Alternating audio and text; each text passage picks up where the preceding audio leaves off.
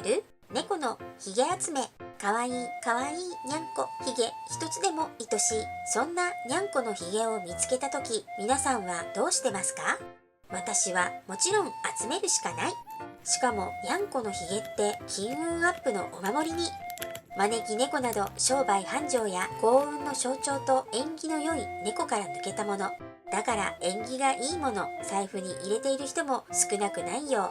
運気アップと愛病といつも一緒。愛病家にとっては一挙両得なアイテムですよね。